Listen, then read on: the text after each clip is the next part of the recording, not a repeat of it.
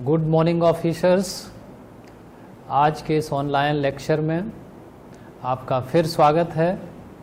मैं GTRI से deputy director विजय कटियार आज फिर मैं हाजिर हूं आपके बीच में एक बहुत ही महत्वपूर्ण विषय या जिसको हम टॉपिक कहें उसको लेकर के। और ये टॉपिक मैं समझता हूं कि जो आपके त्वरित न्याय का सिद्धांत है, चाहे वो आपके संविधान के अनुच्छेद 21 की बात करें या जो directive principles of state policy का प्रोविज़न है उसकी बात करें, दोनों के आधार पे अगर देखें कि भाई त्वरित न्याय एक फंडामेंटल राइट है और त्वरित न्याय हम कैसे प्रदान कर सकें, इसके लिए कुछ अस्त्र शस्त्र हमारे पास होने चाहिए। अगर वो अस्त्र शस्त्र हमारे पास नहीं रहेंगे कि भाई बहुत सारी ऐसी परिस्थितियां आपके सामने आएंगी कि आप चाहे वो सिविल साइड में या क्रिमिनल साइड में, बेसिकली जो हमारा टॉपिक आज का है वो सिविल साइड में है, कि सिविल साइड में आप देखते हैं कि जो भी विचारण आप कर रहे होते हैं उस विचारण में बहुत सारी ऐसी परेशानियां आपको आएंगी कि जहां आप त्वरित विचारण करने में सक्षम नहीं हो पाते हैं। तो आज हम उन्हीं कुछ टूल्स को लेकर के आए हैं या कुछ अस्त्र शस्त्रों को लेकर के आए हैं जिसके आधार पे आप अपना जो विचारण की प्रक्रिया है, जो उसकी गति है, आप उसको और बढ़ा सकते हैं। तो आइए हम लोग ये देखते हैं कि वो विषय या वो अस्त्र शस्त्र क्या हैं। आप देखते हैं वो दो अस्त्र शस्त्र हैं बड़े महत्वपूर्ण, जिनको हम कहते हैं कॉस्ट एंड एडजस्टमेंट। कौन कौन से हैं? Cost and adjustment.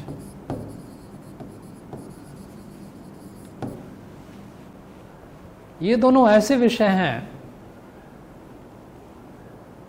कि दोनों के संबंध में अगर आपकी पकड़ बहुत अच्छी रहती है, आपका जो न्यायिक मस्तिष्क है, वो जो परिस्थितियां आपके सामने आती हैं किसी भी केस की विचारण के दौरान, उन परिस्थितियों से कैसे निपटना है, ये दोनों प्रोविजंस हैं उन परिस्थितियों से निपटने में आपकी मदद करेंगे। तो हम लोग बारी बारी से ये चर्चा करते हैं कि भाई जो कॉस्ट का प्रोविजन है, जो कॉन्सेप्ट है, ये कहाँ पर है, ये लीगल कॉन्सेप्ट क्या है, इसके पीछे निहित उद्देश्य क्या है, आप कैसे कैसे इसको इम्पोज कर सकते हैं, क्यों इम्पोज कर सकते हैं, आपका क्षेत्राधिकार कितना है, पक्षकारों की किन परिस्थितियों को हमको ध्यान में रखना होगा, अधिवक्ताओं की किन परिस्थितियों को हमको ध्यान में रखना होगा, इन सारे विषयों पर आज हम चर्चा यहाँ पर आपके मध्य करेंगे। आइए सबसे पहले हम लोग लेके चलते हैं जो कॉस्ट का कॉन्सेप्ट है, या जिसको हम हिंदी में हर्जा भी कहते हैं, खर्चा भी कहते हैं, है ना। तो देखते हैं कि भाई जो कॉस्ट का कॉन्सेप्ट है वो हमारे पूरे CPC में कहाँ कहाँ समाहित है और क्या क्या उसके प्रोविजंस हैं। अब देखिए, अगर हम कॉस्ट की बात करें तो पूरे CPC में अगर आप देखें तो आपको ये प्रोविजंस दिखाई देंगे।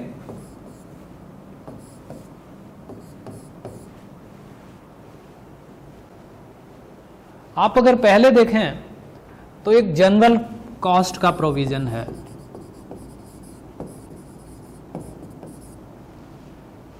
दूसरा अगर आप देखें, दूसरा जो इंपॉर्टेंट है ये है आपका जिसको हम कहते हैं कंपनसेटरी कॉस्ट।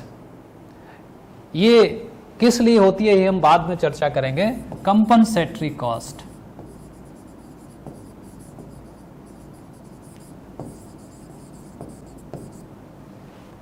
तीसरा बड़ा महत्वपूर्ण है, तीसरा महत्वपूर्ण भाग जो कॉस्ट का है वो है जिसको हम कहते हैं कॉस्ट फॉर डिलेइंग या डायलेटरी कॉस्ट हम जिसको कहते हैं, यानी फॉर प्रिवेंशन ऑफ डिले इस कॉस्ट को हम इम्पोज करते हैं। और एक और भाग हम इसका कर सकते हैं वो है मिसलेनियस कॉस्ट, और एक और हमने अलग छाट के रखा है, यद्यपि कि वो मूल रूप से कॉस्ट की कैटेगरी में तो नहीं आता है, लेकिन उसके समानार्थी है, उसके समकक्ष है, वो एक प्रकार का कंपनसेशन है। ठीक है, तो हम इसको एक अदर में रख लेते हैं कि अदर में ये कौन से प्रोविजंस हैं कि जहां पर हम कंपनसेशन के रूप में या हर्जे के रूप में विभिन्न परिस्थितियों में, जब उस टाइप की परिस्थितियां आती हैं तो आप इम्पोज कॉस्ट या प्रतिकर कर सकते हैं। अब देखें, अगर आप जनरल कॉस्ट की देखें तो सीपीसी का जो सेक्शन 35 है, यहां पे इसका प्रोविजन किया गया है। अगर हम स्पेशल कॉस्ट या कंपनसेटरी कॉस्ट को देखें तो इसका प्रोविजन सीपीसी के सेक्शन 35A में किया गया है। और अगर हम इसको देखें जो डिलेइंग वाला है, इसको सीपीसी के सेक्शन 35B में किया गया है। और ये मिसलेनियस कॉस्ट की बात करें तो इसका प्रोविजन सीपीसी में आपके ऑर्डर 20A सीपीसी में किया गया है। और जो अदर वाला है, इसको आप देखेंगे कि सीपीसी के आप दो प्रोविजंस देखेंगे, सेक्शन 94 एंड 95। ये दोनों प्रोविजंस हम आपको इसलिए बताना चाहेंगे क्योंकि अक्सर इनकी जानकारी हमको नहीं रहती है, और जब जानकारी नहीं रहती है तो स्वाभाविक है कि फिर हम उन टूल्स का अच्छे से उपयोग नहीं कर पाते, इसलिए हमने अदर के रूप में यहाँ शामिल किया है। मूल रूप से देखा जाए तो कॉस्ट के जो रूप हैं वो यही चार हैं, यानी कि जनरल कॉस्ट, कंपनसेटरी कॉस्ट और इस प्रकार की कॉस्ट जो डिले को रोकने के लिए इम्पोज की जाती है, और मिसलेनियस कॉस्ट। अदर में हमने एक इस प्रकार की कॉस्ट या जिसको हम प्रतिकर कहें, कंपनसेशन कहें, जो विभिन्न परिस्थितियों में सेक्शन 94 और 95 की परिधि में रहते हुए इम्पोज किए जा सकते हैं। अब हम लोग देखिए बारी बारी से देखते हैं एक एक करके। पहले हम लोग ले करके चलते हैं जनरल कॉस्ट।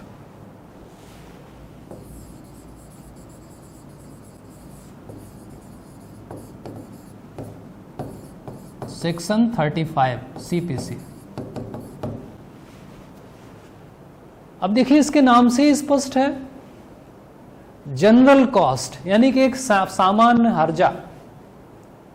अब देखिए इसका उदाहरण एक हम आपको दें, जब आप सिविल साइड में कोई जजमेंट लिखते हैं या किसी कार्यवाही में कोई अंतिम आदेश आप पारित करते हैं, पास करते हैं, तो एक शब्दावली का यूज करते हैं ऑपरेटिंग पोर्शन में। जो कोई जजमेंट या निर्णय का ऑपरेटिंग पोर्शन या जिसको हम प्रवर्तन खंड कहते हैं, उसमें एक शब्दावली का आप प्रयोग करते हैं कि वादी का वाद साव्य खारिज किया जाता है या वादी का वाद साव्य आज्ञप्त किया जाता है। इस प्रकार की हम टर्मिनोलॉजी या भाषा का प्रयोग आदेश के या निर्णय के प्रवर्तन खंड में करते हैं। तो ये जो शब्दावली है ये क्या डिस्कस करती है, क्या बात करती है कि ये जो कॉस्ट का कॉन्सेप्ट है 35 में, सेक्शन 35 में जनरल कॉस्ट का, वो कैसा है कि वाद के जो सामान्य खर्चे हैं, किसी भी सूट के, सिविल सूट में जो सामान्य खर्चे होते हैं उनको हम सेक्शन 35 के तहत इम्पोज कर सकते हैं। आप अगर इनके प्रतिमान देखें, इनके उदाहरण देखें, तो ये कुछ उदाहरण हो सकते हैं। जैसे मान लीजिए कोर्ट फीस आपने जो जमा की, ये एक प्रकार का खर्च है आपका। एडवोकेट को जो आपने फी दी, ये भी आपका एक प्रकार का खर्च है। तो इनको वापस करने का हम ऑर्डर करते हैं जनरल कॉस्ट के माध्यम से कि भाई ठीक है, इनका जो वाद है वादी का वो साव्य, ठीक है, साव्य क्या किया जा रहा है, डिक्री किया जा रहा है। अब साव्य हो गया तो उसमें जो यथोचित व्यय हैं, खासकर जैसे कोर्ट फीस हो गया, एडवोकेट फीस हो गई, मुंशी की कोई फीस है ना, इस प्रकार की जो एप्लीकेशंस में जो भी आपने फीस दे रखी हैं, कोई एप्लीकेशन जब भी आप देते हैं तो उस एप्लीकेशन में एक पर्टिकुलर निर्धारित फीस आपको लगानी पड़ती है, वो फीस 20 में इंक्लूड हो जाएगी। या इसी प्रकार से मान लीजिए आपने कोई कमीशन जारी कराया वगैरह वगैरह, कमीशन आप देखते हैं 26/9 के तहत, ऑर्डर 26 रूल 9 सीपीसी के तहत कमीशन आप जारी करते हैं। कमीशन के लिए उसको पैरवी करनी पड़ती है भाई। एक तो अमीन कमीशन के लिए होता है, उसका पैसा थोड़ा कम रहता है, लेकिन जब वो जनरल या एडवोकेट कमिश्नर के लिए होता है तो उसका पैसा ज्यादा हो जाता है, 250, 300 इस प्रकार से उसका प्रोविजंस है। तो वो जो खर्चे आते हैं वो जनरल कॉस्ट के आधार पर वसूल किए जाते हैं। यहां देखिए एक बड़ी इंपॉर्टेंट चीज लिखी गई इस सेक्शन 35 में, क्या लिखी गई कि ये जो कॉस्ट का कॉन्सेप्ट है, ये कैसी कॉस्ट यहां पे इंपोज की जाती है, इसके लिए लिखा गया उसी का जो खंड 2 है 35 का, वो ये कहता है कि कॉस्ट सेल फॉलोज इंसिडेंट, या जिसको हम इवेंट कहें, यानी कि जो इवेंट या इंसिडेंट होते हैं उसको फॉलो करता है। अगर उसको फॉलो नहीं कर रहा है कॉस्ट, तो आपको रीजन रिकॉर्ड करने पड़ेंगे। मान लीजिए कि वादी का वाद आप डिक्री कर रहे हैं, एक उदाहरण आपके सामने, वादी का वाद आप डिक्री कर रहे हैं, लेकिन आपने ये लिखा कि भाई वाद का जो व्यय है वो खुद वहन करे, तो इसके लिए आपको रीजन देने पड़ेंगे ना, रीजन देने पड़ेंगे कि साहब किस रीजन से आप ऐसा ऐसा कर रहे हैं। हो सकता है उसका कंडक्ट अच्छा ना रहा हो सकता है उसने कोई और गलती की हो, तो वो सारे रीजन्स जो हैं उन रीजन्स को देते हुए आपको लिखना पड़ेगा।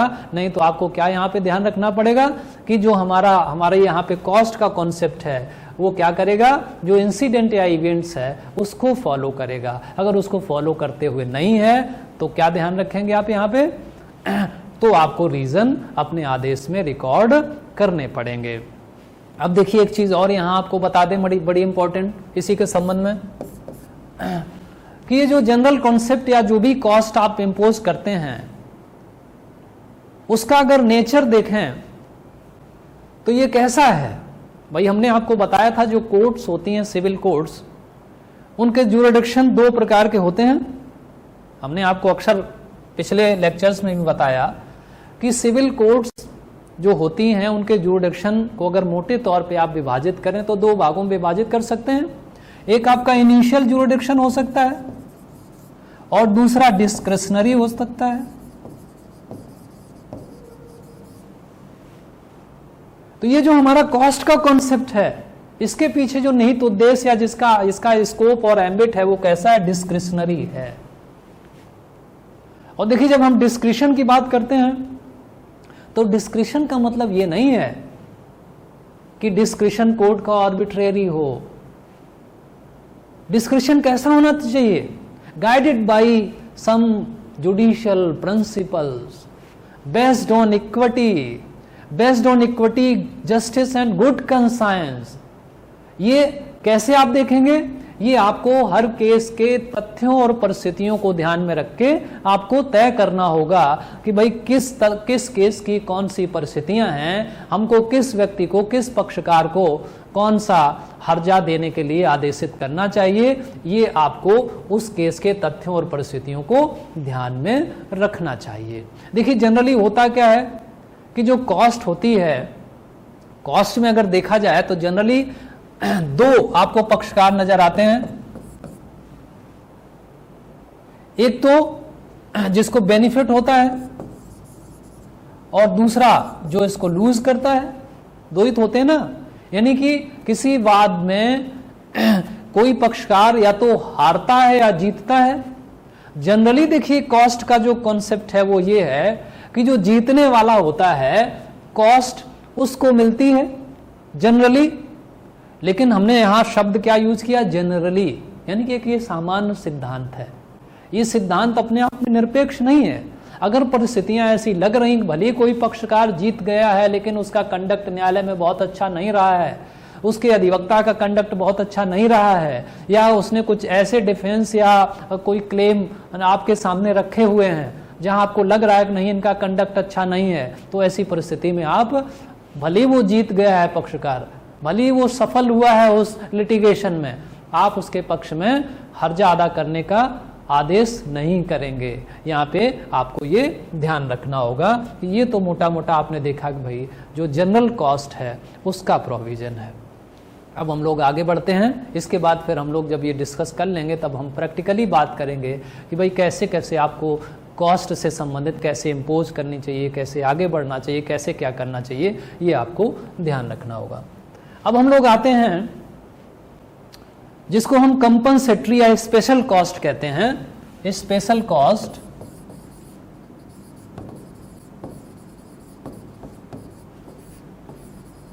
कंपनसेटरी कॉस्ट्स, आपको पता ही कि इसका प्रोविजन कहां है, अंडर सेक्शन 35A CPC में इसका प्रोविजन है। अब देखिए, अगर इस पूरे सेक्शन 35A को पढ़ा जाए तो कई मूल चीजें सामने निकल करके आती हैं। यहां पे देखिए, पहली चीज क्या कही गई कि कंपनसेटरी कॉस्ट आप किस दशा में इंपोज करेंगे। दो बातें हैं कही गई। पहली चीज, वो दो बातें कौन कौन सी हैं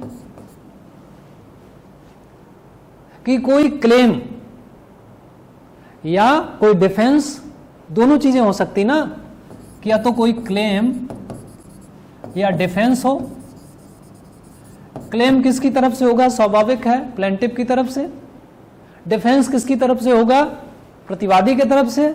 लेकिन यहां यह भी ध्यान रखना होगा, अगर मान लीजिए काउंटर क्लेम है तो काउंटर क्लेम में जो क्लेमेंट हो जाएगा वो डिफेंडेंट हो जाएगा, और जो उसके जवाब में जवाबदेही देगा वादी, वो डिफेंस में आ जाएगा।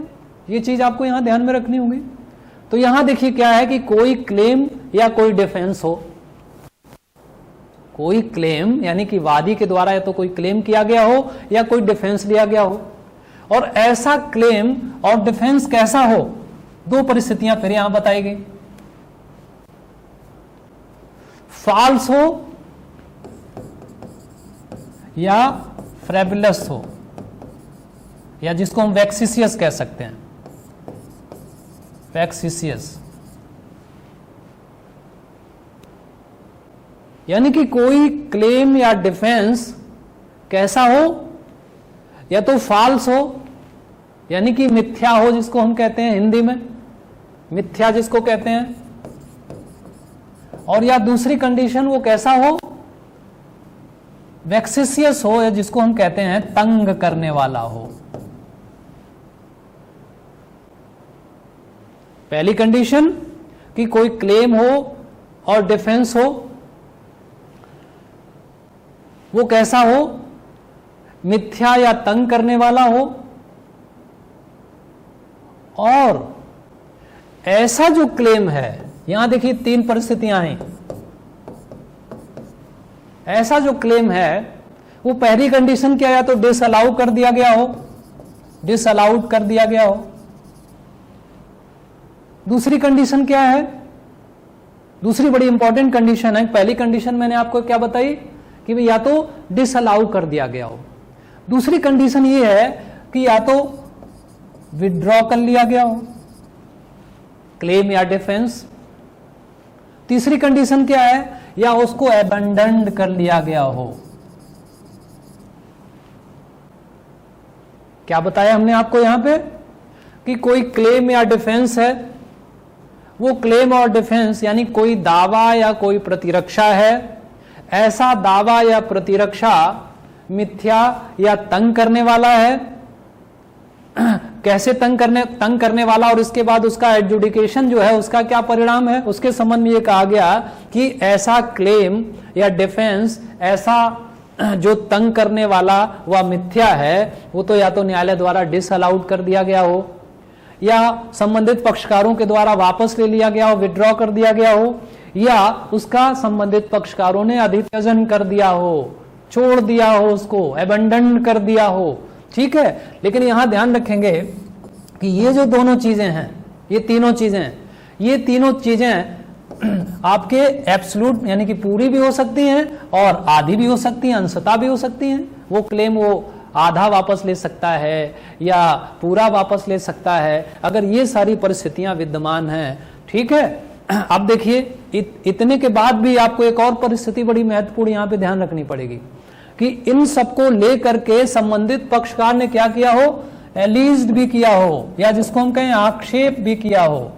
क्या किया हो, आक्षेप किया हो कि साहब ये जो फला ने देखिए अपना क्लेम किया है, या जो फला ने अपना डिफेंस किया है, वो कैसा है, वो तंग करने वाला है, वो आपका मिथ्या है, और उसको न्यायालय ने डिसअलाउ कर दिया है या विड्रॉ कर दिया है, या उसको अभित्यजित उन्होंने कर दिया है, और इसका आक्षेप किसी पक्षकार ने लिया है। ठीक है, तो ऐसी परिस्थिति में क्या होगा कि ऐसे व्यक्ति को जो आक्षेप करता है उसको इस सेक्शन के तहत 3,000 रुपए, यहां देखिए लिमिटेशन फिक्स कर दी गई। ये कहा गया 3,000 रुपया या जो आपका पिक्यूनरी ज्यूरिडिक्शन है इसमें जो कम हो, तो पिक्यूनरी ज्यूरिडिक्शन सिविल जज जूनियर डिवीजन का तो 5 लाख रुपया है। तो जब पिक्यूनरी ज्यूरिडिक्शन 5 लाख हो गया और यहां पे जो कम की बात की गई तो 3,000 की बात की गई कि 3,000 रुपया तक आप यहां पर हर्जा या जिसको हम कॉस्ट कहते हैं इसे अधिरूपित कर सकते हैं। ये आपको यहां पर ध्यान रखना होगा। ये यहां पे परिसीमा बता दी गई इसकी कि 3,000 रुपया से ज्यादा आप नहीं कर सकते हैं। एक चीज देखिए और आपको यहां ध्यान रखनी होगी कि ये जो सारी चीजें हैं इनके संबंध में 2 बातें कही गई। पहली बात ये कही गई कि भाई या तो कोई सूट हो और या कोई प्रोसीडिंग हो, सूट हो या प्रोसीडिंग हो। प्रोसीडिंग के बारे में यह कहा गया कि इसमें एग्जीक्यूशन प्रोसीडिंग भी शामिल है, यानी कि सूट और प्रोसीडिंग की बात की गई, एग्जीक्यूशन प्रोसीडिंग इसमें शामिल है। लेकिन एक चीज की यहां मनाही की गई। क्या मनाही की गई कि इसमें अपील और रिवीजन, यानी कि जो अपील और निगरानी है वो सम्मिलित नहीं है। लेकिन यहीं एक और इंपॉर्टेंट चीज मैं आपको बता दूं इसी स्तर पर कि यहीं पर उत्तर प्रदेश